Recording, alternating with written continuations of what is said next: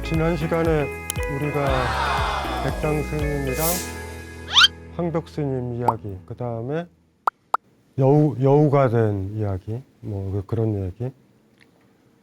앞부분에 이제 인과, 연기, 인연의 법칙에서 우리는 벗어날 수 있는가?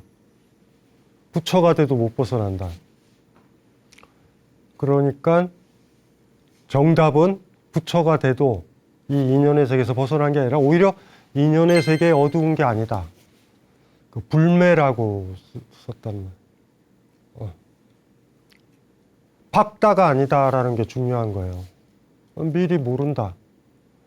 마치 이렇게 신을 얘기하면 신은 모든 걸 다 안다, 예언한다. 일반 사람들이 사주 보고 이러잖아요. 막 그게 예측이 되고 이렇게 되고 동쪽으로 가지 마라 집을 살 때 이러잖아. 오늘의 운수. 그리고 이삿날 우리 달력에도 있잖아요. 손 없는 날. 이거 다 헛소리거든요, 사실은. 근데 우리 그렇게 불안한 거야. 경험상 좋은 인연을 만날 수 있는 곳이 있을 것 같고 이런 생각에 빠지는 거죠. 사실은 불교의 가르침이 이렇게 불교의 가르침, 인연, 연기에 대한 이 가르침이 냉혹한 데가 있어요. 그래서 내 뜻대로 세계가 안 움직인다도 있지만 그렇다고 그래서 내가 해야 될 거를 안 하면 또 안 돼. 그래서 지난번 일주 전에 들었던 거를 다시 약간 좀 반복을 하면, 제가 간혹 가다가 책에도 언뜻 그런 표현들을 했는데, 훌륭한 농부처럼 돼야 된다라는 게 인연의 가르침, 연기의 가르침의 핵심일 것 같아. 농부가 식물을 키우고 벼를 키우고 여러 가지 그런 것들을 재배를 하잖아요. 재배를 하는데 그게 인연이 화합돼야 되는 거잖아. 근데 농부가 해줘야 될 역할은 논에서 농사를 짓는다고 하면 물이 차오를 때, 비가 많이 오거나 그럴 때 벼들이 죽을 수 있으니까 물꼬를 터주는 거, 저는 그 비유를 너무 좋아해요. 물꼬를 터주는 건 농부가 해야 돼요. 그래, 물꼬를 터야 될 때 안 터주면 논에 물이 차올라서 벼가 죽는단 말이에요. 그런데 벼가 잘 자라는 건 농부의 물꼬 터주는 거 가지고는 안 돼. 바람도 잘 불어야 되죠. 태양도 필요하죠. 여러 가지 유익한 벌레들의 노력도 필요하죠. 이해되시죠? 햇빛, 바람 다 갖춰져야지 되는 거예요. 근데 그거를 딱 보고서 이제 착각을 하면 안 되는 거죠. 그러니까 내가 열심히 농사 지어서 이건 내 거야. 사실 그래서 농사도 그렇지만 모든 일에 대해 가지고 인간이 소유권을 주장하는 걸 저는 반대를 많이 한다고. 그렇다면 벼가 수확이 다 끝난 다음에 태양한테 얼마를 나눠 주었는가? 물한테 얼마를 나눠 주었고 바람한테 얼마를 나눠 주었는가? 사과나무를 키운다고 해서 사과나무한테 얼마를 줬는가? 바람한테 얼마를 줬는가? 인간이 거기에 조금 개입을 했다고 그래서 사과는 다 내 거야. 내 맘대로 해야 될 거야. 이렇게 생각하면 안 되죠. 촌에 가다 보면은 감나무 같은 거 다 안 따잖아. 새들이 먹어야 된다고. 우리가 농사를 지으면 얼마만큼 주는가. 지금 농사도 보면은 너무나 땅이 또 기름지지 않으면 아무것도 안 되잖아요. 그런 농부의 자리에 정확하게 가 있는 게 부처의 마음과 거의 같다라고 보시면 돼요. 그렇다고 내가 물꼬를 안 트면 벼는 안 자라요. 그럼 100%야. 물꼬를 터주는 건 바람이 못하고 태양이 못하고 그걸 못하는 거잖아요. 물도 못하고 땅도 못해. 그건 내가 해야 되는 거야. 하지만 그걸 했다고 해서 벼가 잘 자라는 건 아니에요. 태풍 불면 다 끝날 수도 있어. 인연이 안 되는 거야. 그래서 까먹지 말아야 돼요. 잘 되면 이건 내가 한 게 없다. 내가 했더라도, 물꼬 트는 걸 했더라도 태양이, 바람이, 물이, 땅이 키운 거다라고 얘기할 거고, 좀 딱 망하면 나 때문에 망했다 쪽으로 생각하는 게 더 낫단 말이에요. 오히려 그 태도를 유지를 해야 된다. 아이, 그래서 뭐 어차피 뭐 인연이 화합되는데 내가 해야 될 게 뭐가 있어. 이러면 안 돼요. 그래서 진짜로 우리한테 중요한 건 어떤 결과물이랑 어떤 미래를 꿈꿀 때 내가 물꽃 트는 것처럼 정확하게 그 부분이에요. 바람이, 태양이, 땅이 키울 때 가가지고 밤에 논에 가가지고 설레발 치지 말아요. 거기서 막 노심초사 걱정하지 말라고요. 아무 도움도 안 되니까. 그때는 그냥 집에서 디비 자고 있으면 된다고. 하지만 우리가 움직여야 될 때는 언제예요? 논에 물이 차올라가지고 비가 많이 와서 벼들이 물에 빠져 죽을 것 같을 때, 물꼬를 터줘야 될 때, 그때는 놓치면 안 된다. 의외로 이런 생각을 해보면 이 인연의 세계, 이 연기의 세계가 의외로 또 여유롭기도 하다. 요것도 얻어야 된다. 그래서 독실한 이런 어떤 불교나 그런 사찰에서 만났던 일반 사람들도 좀 여유롭다라는 느낌이 들 거야. 아주 좁아짐 나서 뭐 매사 내 행동을 조심해야 돼. 막 이런 느낌보다 다른 종교에 비해서 훨씬 더. 그게 아마 거기서 오는 감수성일 것 같아요. 제가 방금 얘기했던 그것이 불매인가? 예, 어둡지 않다, 인가에. 인연에 어둡지 않다라는 모습이에요. 그게. 인연에 밝다라는 표현을 쓰지 않았다라는 거가 지난주 강연에서 우리가 알아야 된다. 네, 그런 모습이다. 불교가 넓다라는 건 쓸데없는 믿음에 이어서 이건 반드시 믿어야 돼. 이건 전제야. 라고 생각하는 게 아니라 타타타, 진여, 여여, 여실 있는 그대로 본다. 종교적 요소 없어요. 물론 불교가 종교적인 것들로 경제생활을 영위하기도 해. 일정 부분 지금까지 그래왔으니까. 하지만 불교의 바닥에 흐르는 거는 양자역학도 그렇고 현대물리학의 창발도 그렇고 또 설명할 수 있는 힘이 있는 이유가 사실 거기서 찾을 수 있다. 서양에서는 별로 이 전통이 없어요. 그러니까 세요, 이게 사유전통이. 근데 왜 그랬을까?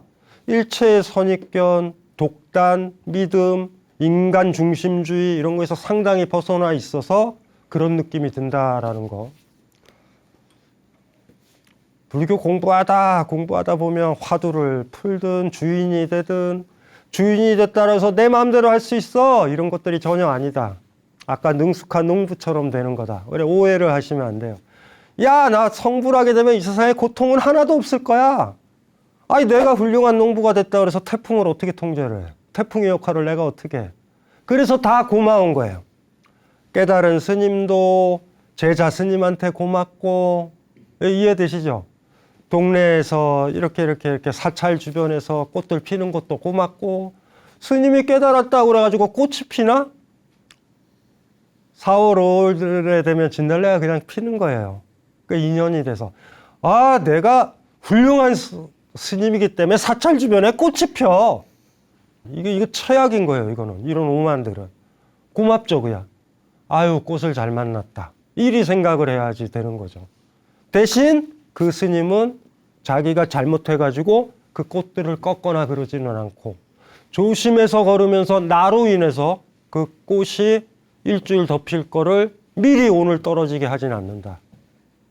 할 수는 있지만 하지는 않는다.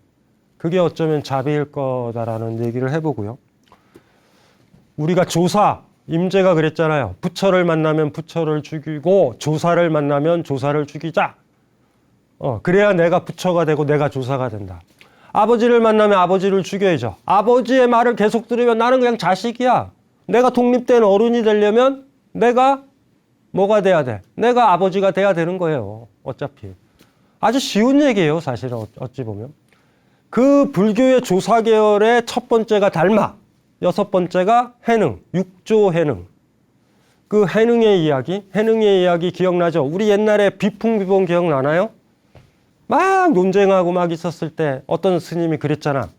어떤 사람은 깃발이 날리는 거야. 뭐가 움직이냐 했더니 어떤 한 스님이 아니야. 바람이 움직이는 거야. 이랬다가 해능이 딱 나타나서 그랬잖아요. 니들 마음이 움직이는 거야. 기억나시죠? 비풍비번 우리 처음에 다뤘던 건데 그게 별게 아니라 너희들이 마음이 그 깃발이 흔들리든 안 하든 그쪽으로 가 있지 않으면 여기가 깃발이 있어요. 여기만 보고 있으면 흔들리든 말든 논의 자체가 안 된다. 내 마음이 거기 가 있으니 깃발이 움직이네 라고 내 마음이 갈 수도 있고, 깃발이 어떻게 스스로 움직여? 바람이 부니 움직이네 라고 추론할 수도 있다. 너희들 마음이 가 있는 거 아닌가? 그게 육조라는 스님이 내가 오조한테서 그 스님의 옷, 가사 같은 걸 받았던 걸 보여준 거죠. 제가 그때 극단적으로 얘기했잖아요.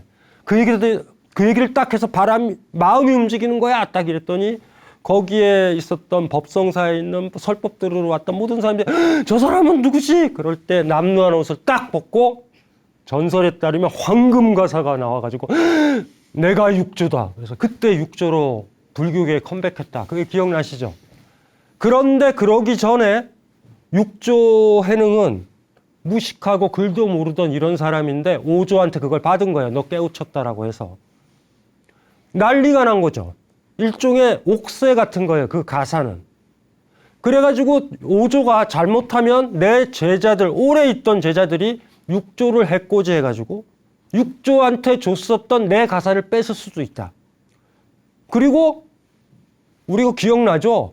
두 번째 스님 해가 막 손 자르고 팔 자르고 그러잖아요. 잔인해요. 막 여기가 판이. 그러니까 뭐 해능 죽이고서 그거 뺏으면 어떡할 거야.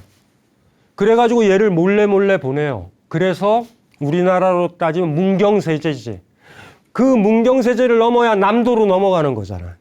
똑같이 남중국으로 넘어가려면 큰 고개, 문경세제 같은 것들을 넘어가는데 거기가 대유령이라는 곳이에요. 그런데 그걸 뺏어야 되잖아. 그것만 뺏으면 내가 오조한테 이거 받았어. 이러면 되는 거야. 그 사람 육조가 되는 거야.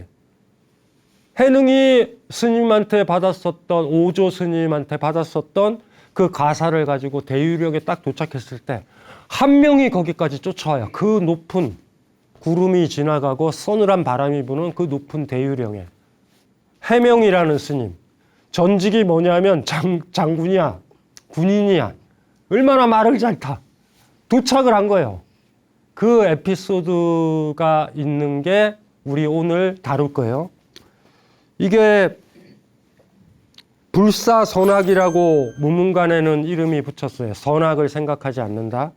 근데 이거는 제가 얘기했죠. 육조단경이라는 책.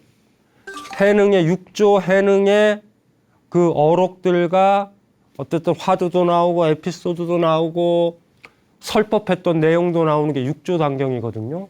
제가 예전에도 얘기했지만은 지난주에 사가오록을 얘기했지만 사가오록 전체는 없으니까 임재록이 시중에 번역돼서 쉽게 구할 수 있고 또 하나가 육조단경이 있어요. 그런 어떤 장면이에요. 여기서 넘어가야 돼요. 대유령까지만 넘어가서 숨어들 수가 있고 그 다음에 10여 년 뒤에 아까 얘기했던 그 설법, 법성사 설법에서 등장하는 거야. 그리고 다 소문은 있죠. 이 중국 남부에 육조가 들어와 있는데 어디 계신지 모른다. 근데 그날 컴백을 하시는 거고. 그 전에 얘기해요. 이제 극적으로 마지막. 해능 스님이 해명상자가 대유령에까지 추적하여 자기 앞에 이른 것을 보고 가사와 바루를 도리에 놓고 말했다. 이것들은 불법을 물려받았다는 징표이니 힘으로 빼앗을 수 있는 것이겠는가? 그대가 가져갈 수 있다면 가져가도록 하라. 해명은 그것을 들려고 했으나 산처럼 움직이지 않자 당황하며 두려워했다. 해명은 말했다. 제가 온 것은 불법을 구하기 위한 것이지 가사 때문은 아닙니다. 제발 행자께서는 제게 불법을 보여주십시오. 해능 스님이 말했다. 선도 생각하지 않고 악도 생각하지 않아야 한다. 바로 그러한 때 어떤 것이 해명상자의 원래 맨얼굴인가? 해명은 바로 크게 깨달았는데 온몸에 땀이 흥건했다. 해명은 깨달았다는 감격에 눈물을 흘리며 해능에게 절을 올리며 물었다. 방금 하신 비밀스러운 말과 뜻 이외에 다른 가르침은 없으십니까? 그러자 해능은 말했다. 내가 그대에게 말한 것은 비밀이 아니네. 그대가 스스로 자신의 맨얼굴을 비출 수만 있다면 비밀은 바로 그대에게 있을 것이네. 해명은 말했다. 제가 비록 홍인대사의 문화에서 수행을 하고 있었지만 실제로는 제 자신의 맨얼굴을 깨닫지는 못했었습니다. 오늘 스님에게서 가르침을 받은 것이 마치 사람이 직접 물을 먹으면 차가운지 따뜻한지 스스로 아는 것과 같았습니다. 지금부터 스님께서는 저의 스승이십니다. 그러자 해능은 말했다. 그렇다면 나와 그대는 이제 홍인대사를 함께 스승으로 모시는 사이가 된 셈이니 스스로를 잘 지키시게. 에피소드는 어렵지 않죠? 와서 쫓겨갔는데 가지고 있으면 안 돼. 가지고 있으면 해능은 죽어요. 그걸 뺏을 거 아니야, 죽여서. 그러니까 빨리 그 소중한 거를, 내가 거진데 누가 내한테 뭐 훔치려고 날 죽일까? 내가 명품 자켓을 입고 다니면 죽을 가능성이 많다. 그런데 한 번만 더 입고 버려야지라는 옷을 입고 다니면 누가 그 옷을 뺏을까? 그 옛날에도 열자나 장자라는 책에 많이 나온다고요. 배를 타고 급해서 배를 타고 갔는데 칼도 있고 여러 가지 좋은 것들이 있어요. 그런데 그 배를 몰던 아이가 도적이야. 그 배 탄 사람이 아는 거지. 이거 잘못하면 죽겠다. 그 배에서 칼이랑 금은부치를 가지고 있었던 사람이 어떻게 하냐면 이렇게 얘기해요. 아이 덥네 하면서 물에다 다 버려. 그러니까 그 배 몰던 뱃사공 그 도둑놈이 그 개 죽여서 뭐해? 황당한 거지. 그러니까 이게 사실 동아시아적 왜 내가 해코지를 당했을까라고 보면 남들이 소중하게 여기는 걸 가지고 있고 그건 소중한 것이니 저 사람은 나한테 내놓지 않을 거야 라는 느낌이 드는 거야. 그러면 그 사람은 강제로 뺏고 날 죽일 거란 말이에요. 이해되시죠? 그러니까 해능도 어떻게 했냐면 빨리 가사랑 바로 밥그릇이죠. 이게 밥 먹는 거. 그거를 옆에 바위 위에다 얹어놓은 거야. 가져가. 일단은 자기 목숨은 살려야 되니까. 그랬더니 해명이라는 이 장수 출신이 가져갔으면 가져가봐 이렇게 된 거죠. 여기서도 또 전설 같은 게 나오는 거야. 들려오고 그랬더니 못 든다. 뭐 들려오고 했으니 못 들었겠어. 어쨌든 간에 못 들었대. 깜짝 놀란 거예요. 그래서 해명이 우리식으로 따지면 태세 전환을 해. 이걸 들려면 비밀 코드가 필요한 거지. 일단 비번을 알고 싶은 거야. 그래서 불법이 뭐냐? 라고 물어보는 거야. 빨해줘서 해명이라는 사람한테 무슨 도움이 될까라는 건 모르겠어요. 깨우침을 얻게 되면 이걸 들 수 있겠다라는 것 때문에 급하게 깨우침의 말을 요구했던 거에 가까워. 그런데 해능 스님도 느끼는 거지. 지금 태세는 이 해명이랑 가급적 관계를 잘해야 돼. 안 그러면 굉장히 무서운 사람인 거야. 그래서 강제로 아주 자연스럽지 못한 상태에서 자기의 마치 협박당해가지고 사실은 우리 하두에서 그런 느낌 드는 게 없잖아요. 근데 이거는 약간 협박성에 가까워. 그래서 얘기를 하는 게 뭐예요? 선도 생각하지 말고 악도 생각하지 않았을 때 너의 맨얼굴은 뭐냐? 요 얘기를 한다고. 그때 깨달았다고 해. 이 해명이라는 사람이.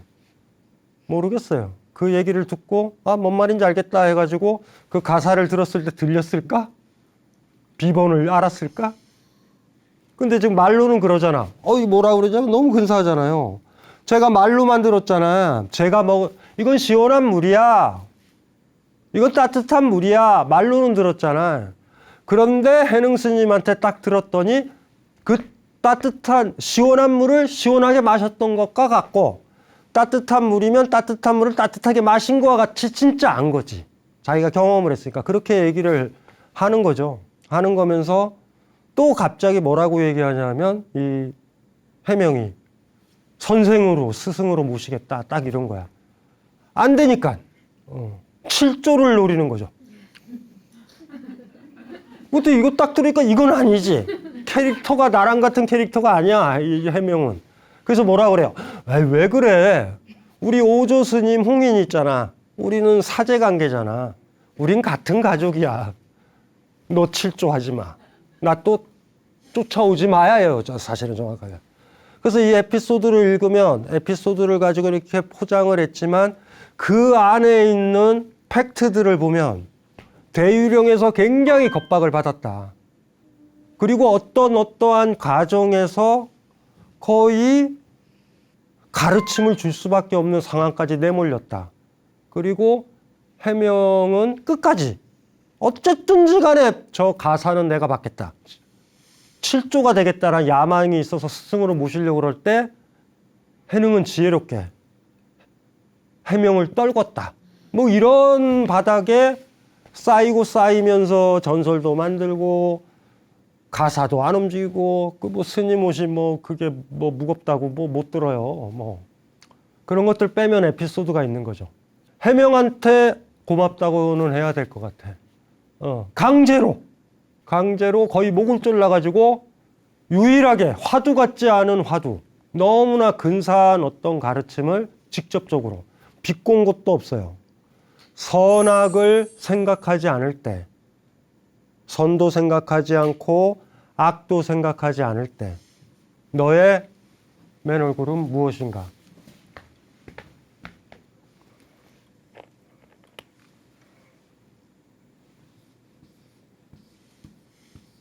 불사 생각하지 않는다, 선과 악을 생각하지 않는다가 나왔고 또 하나가 뭐가 나왔냐면 맨 얼굴, 본래 면목이란 말이 여기서 등장하는 거예요. 아주 그 부드러운 말로 하면 우리식으로 말하면은 원판.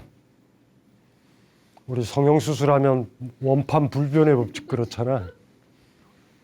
본래 면목, 본래 쌍판떼기예요. 그냥 쌍판떼기. 우리식으로 경상도식이나 지방으로 얘기하면 면목이란 말이 얼굴인데 우리 눈에 면 알죠? 목. 얼굴이랑 눈이 제일 많이 들어가 면목. 선도 악도 생각하지 말고 그럴 때 선도 악도 생각하지 않을 때 네 본래 면목이 뭐냐? 그 본래 면목이 내 얼굴이라고. 내 얼굴. 우리가 얘기했죠.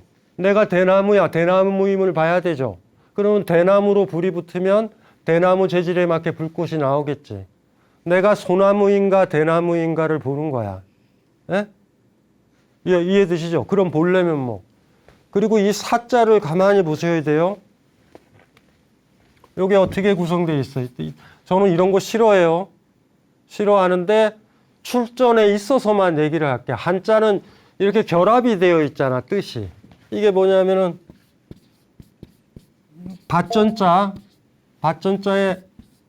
마음심자로 결합이 되어 있는 글자예요. 사자가. 우리가 저거를 한자로 쓰면 뭐라고 얘기를 하냐면 사유라고 얘기를 한다고. 사유, 생각사 이러잖아요. 근데 저거를 순자라는 책에 저 사자의 어원에 대한 이야기가 나오는데 밭전자의 마음심자야. 마음 안에 밭을 일군단 말이에요. 마음 안에 밭을 일구는 거야. 이 고랑을 만드는 거야. 그래서 사자의 가장 좋은 뜻은 사모한다, 기다린다라는 의미가 있어요. 그게 오히려 더 좋아요. 그냥 생각한다, 1 더하기 1, 어떻게 계산하고 논리적으로 추측하고 이런 정도가 아니라 강력하게 그걸 뜻하는 거야. 당신이라는 쟁기가 내 마음의 고랑을 판 거야. 당신이 죽더라도 내 마음을 돌아보면 그 고랑 속에서 당신을 그리는 것 같은 거예요. 사자는 굉장히 큰 뜻이에요. 내 마음에 밭을 만드는 것 같은 거예요. 사자가. 그러니까 굉장히 강한 뜻이죠. 그러니까 막 이런 것들은 붙잡기가 힘들죠. 마음심자 한자 자전 옥편을 보면 마음심자 부스에 생각이란 뜻으로 번역되는 한자 굉장히 많습니다. 그런데 보면은 밭전자가 들어있는 것도 생각이라고 그러고 어떤 다른 글자가 들어있는 것도 생각이라고 그러고 이런 게 너무 많아. 생각, 기자, 이렇게. 그런데 사자는 좀 다른 게 새겨져 있는 거야. 흔적. 어떤 게 너무 강하게 새겨져 있는 거야. 내 아이가 죽었어도 내 아이가 잊혀지지 않는 것. 내 남편이 죽었어도 내 남편이 잊혀지지 않는 것. 4, 5년 전 갔었던 그 근사한 여행의 추억이 내 마음에 그대로 있는 것. 50, 60, 70 되면 돌아보면 삶이라는 건 추억 같다라는 느낌이 들 때 지워지지 않는 것들.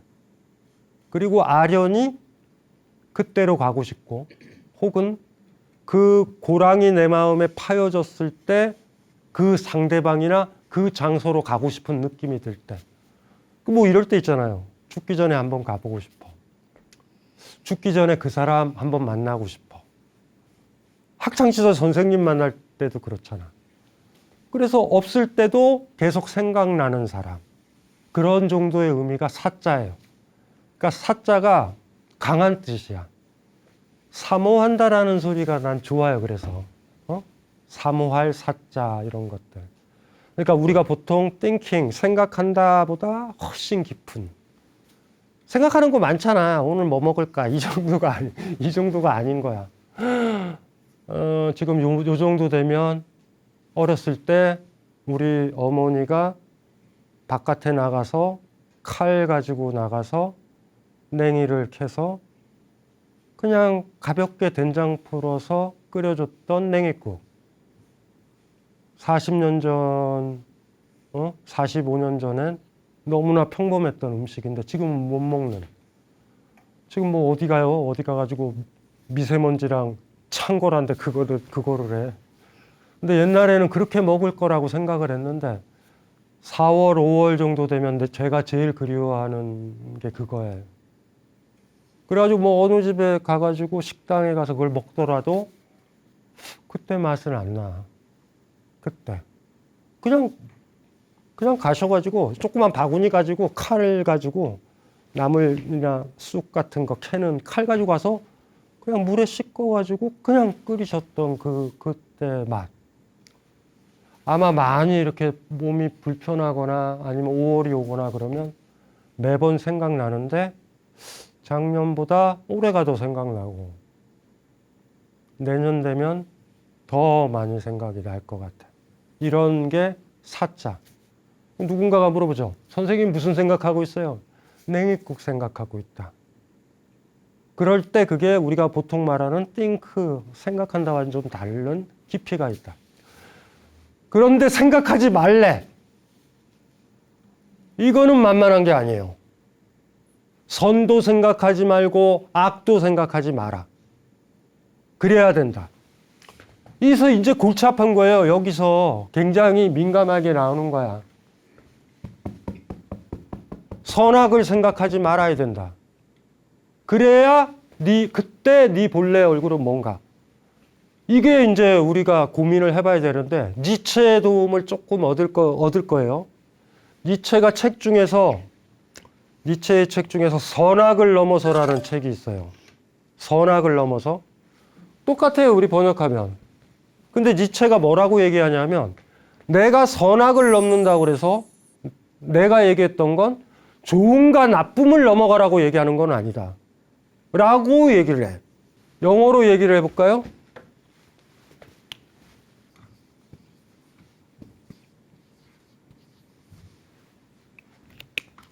니체의 책 중에서 이렇게 철학적으로 민감하신 분들은 두 권의 책이 제일 중요하다고.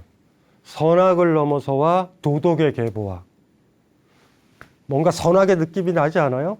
니체가 공격하려고 했던 건 우리와 무관하게 사회에서, 국가에서, 기독교에서 얘기했던 이게 선이야. 이렇게 살아야 돼.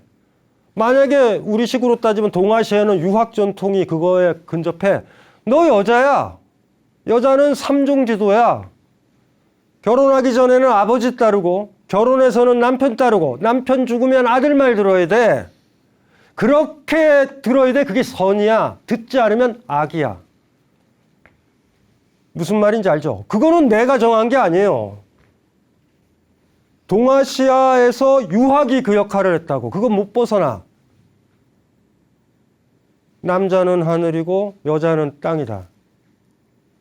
여자가 바깥으로 나댄다? 그럼 그건 악인 거예요. 무조건. 이해되죠? 나랑 무관하게 정해진 거예요. 이게. 기독교에서는 서구에서 그런 거를 지배했던 건 성경이잖아요. 그리고 성경도 가부장적 질서란 말이에요. 신이라는 건 남성인적이란 말이에요. 저걸 넘어가겠다라는 거예요. 선악을 넘어서가 뭐냐면 기독교를 넘어가겠다. 그 얘기랑 다름없어요. 그리고 기독교의 계보가 된 인간 개개인과 무관하게 정해졌던 선악을 넘어가겠다. 그래서 우리는 아직도 니체를 읽는 거예요. 인간은 부처가 될 수 있다. 인간은 소중한 존재다. 인간은 꽃처럼 아름답다. 하나하나의 사람이 존중받아야 된다. 리스펙트 돼야 된다라고 한다면 기독교와 유학에서 넘어가야 된다고. 나와 무관하게 선악이 정해져 있다. 말도 안 되는 거죠. 그거 들어야 돼. 안 들으면 불이익은 장난이 아니죠.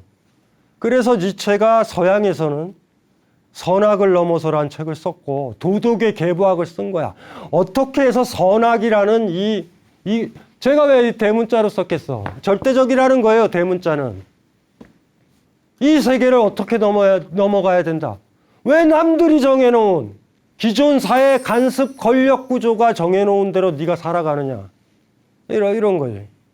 우리가 예를 들면 결혼을 하면은 상견례를 하잖아요.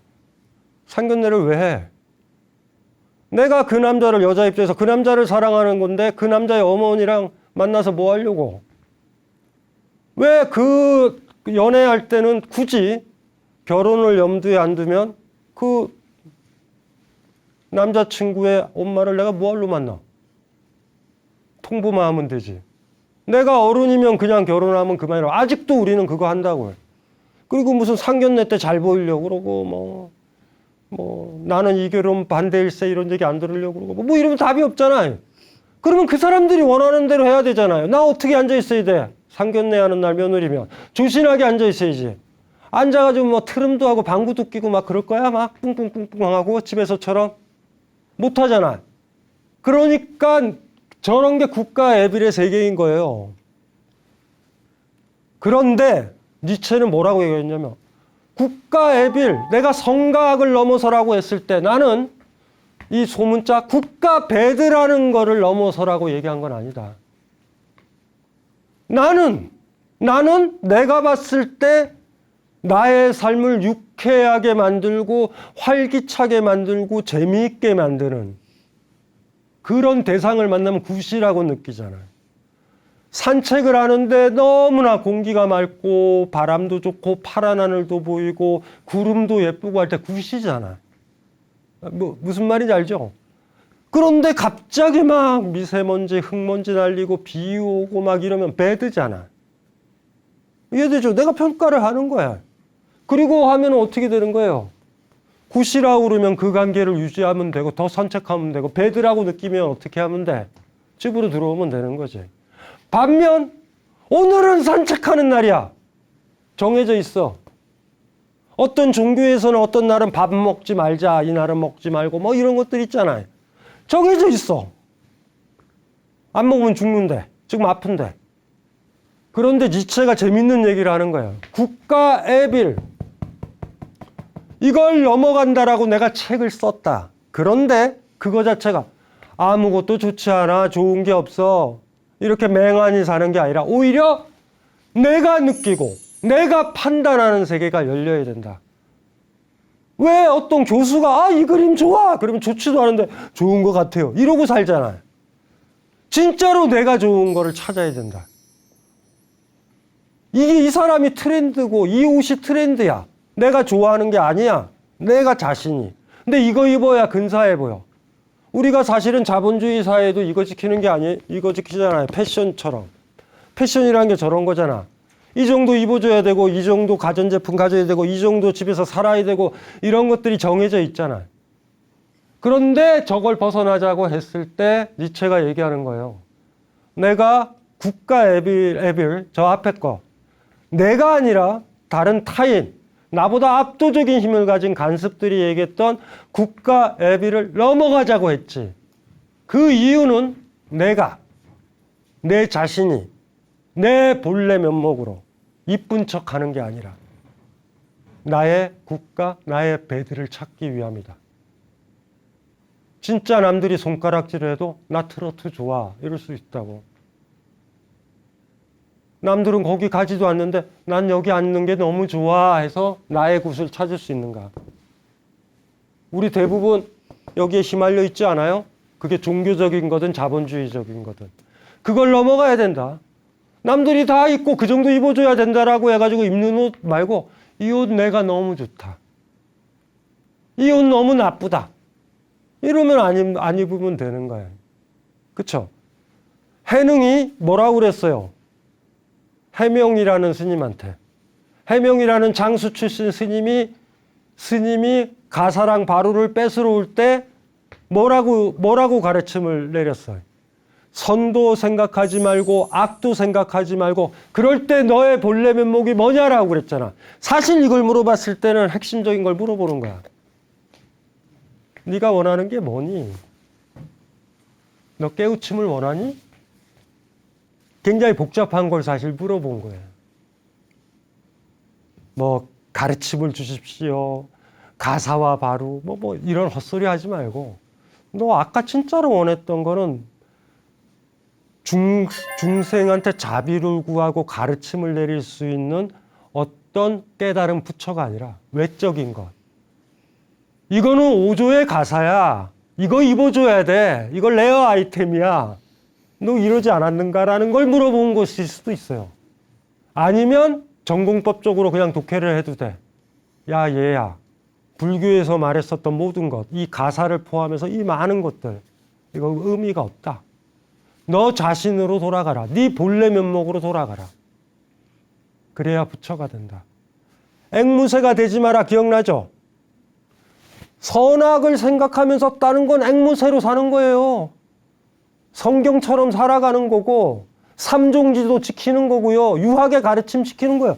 왜 지켜? 그러면 그냥 내려온 거니까 지키는 거예요. 그냥. 근데 그거를 없애야 된다.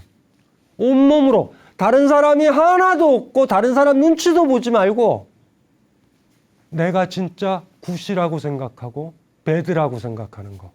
그게 무엇인가를 생각을 해보자. 예, 그거죠. 어렵지 않은 어쩌면 우리가 쭉 접했었던 화두 중에서 쉬울 수도 있고 어려울 수도 있어요. 여기서 기억나는 건 본래 면목. 부처인 척 화장질하는 거 아니다. 이게 그쵸? 이해되시죠? 화장칠하지 마라. 남들이 이뻐하는 얼굴짓 하지 마라. 화장은 약자들이 하잖아. 이뻐 보이는 건. 내가 인상 쓰고 싶으면 인상 쓰고요. 웃는 얼굴 안 해도 돼. 여러분보다 약한 사람들은요. 다 여러분 앞에서 웃는 얼굴 취해요. 자기 본래 면목 취하지 않아요. 친구가 왜 좋아요? 나는 친구 앞에 가서 맨 얼굴 할 수 있잖아. 아이 그건 싫어. 인상도 쓸 수 있잖아. 나보다 높은 사람한테 인상 쓸 수 있나요? 그들이 선이라고 생각하는 얼굴, 악이라고 생각하는 얼굴. 악이라고 생각하는 얼굴은 안 하고 선이라고 생각하는 얼굴은 취하고 살잖아. 그러면 자기 얼굴을 잃어버리는 거예요. 약자가 화장을 하죠. 약자가 선악 저 앞에 거에 가 있죠. 항상 이렇게 해야지 선한 사람이야. 남들이 칭찬해 줄 거야. 이렇게 하면 악인이 될 거야. 이렇게 생각하니까. 그런 각도에서 생각을 해보면 어렵지 않은, 근데 굉장히 복잡한, 아까도 얘기했지만 어쨌든 해능 스님이 위기에 빠져서 강제로 가르침도 내리고 하는 그 어떤 흔적들은 보이지만 그래도 괜찮은 것 같아요. 그리고 마지막 엔딩 부분에 가사를 물려받기 위해서 7조, 6조는 안 될 것 같다. 7조로 가자 그랬을 때 얘를 쫓아내는 해능의 멘트. 그러지 마. 야 우리는 사제간이야. 그러지 말자라고 해명을 보내는 마지막 그 해능의 여유, 그것도 한번 음미해 보면서 마지막으로 읽어볼게요. 해능 스님이 해명 상자가 대유령에까지 추적하여 자기 앞에 이른 것을 보고 가사와 바루를 도리에 놓고 말했다. 이것들은 불법을 물려받았다는 징표이니 힘으로 빼앗을 수 있는 것이겠는가? 그대가 가져갈 수 있다면 가져가도록 하라.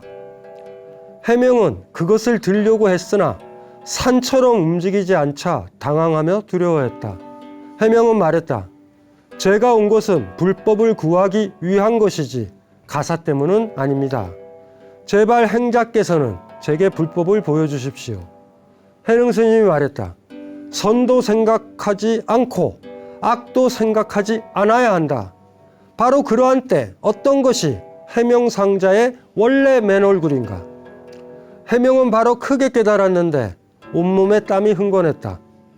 해명은 깨달았다는 감격에 눈물을 흘리며 해능에게 절을 올리며 물었다. 방금 하신 비밀스러운 말과 뜻 이외에 다른 가르침은 없으십니까? 그러자 해능은 말했다. 내가 그대에게 말한 것은 비밀이 아니네. 그대가 스스로 자신의 맨얼굴을 비출 수만 있다면 비밀은 바로 그대에게 있을 것이네. 해명은 말했다. 제가 비록 홍인대사의 문화에서 수행을 하고 있었지만 실제로는 제 자신의 맨얼굴을 깨닫지는 못했습니다. 오늘 스님에게서 가르침을 받은 것이 마치 사람이 직접 물을 먹으면 차가운지 따뜻한지 스스로 아는 것과 같았습니다. 지금부터 스님께서는 저의 스승이십니다. 그러자 해능은 말했다. 그렇다면 나와 그대는 이제 홍인대사를 함께 스승으로 모시는 사이가 된 셈이니 스스로를 잘 지키시게. 마지막 엔딩에서 쫓아오지 마. 야, 쫓아오지 마. 이렇게 끝나는 어떤 해능의 재치, 그런 것들도 보이죠. 오늘 기억해야 될 거, 선악을 생각하지 마라. 야, 이거 힘듭니다. 이래야 선한 거고 이러지 않으면 악한 거야 라고 생각을 하니 사회대로, 간습대로, 힘 있는 사람대로, 권력이 있는 사람대로 그들이 원하는 걸 하려고 하고 그들이 원하는 얼굴빛을 하면서 살잖아요. 웃는 얼굴하고. 생각하지 말래. 그럴 때 진짜 생각하지 않을 때 내 맨얼굴은 무엇일까? 내가 어떤 꽃인가? 장미가 유행이어서 장미 흉내를 내지 말자. 나는 민들레면 민들레인 거예요. 장미 흉내 내면 민들레는 죽어요. 안 그래요? 네, 장미 흉내 내서 장미가 필 때 피면은 민들레가 어떻게 피겠어?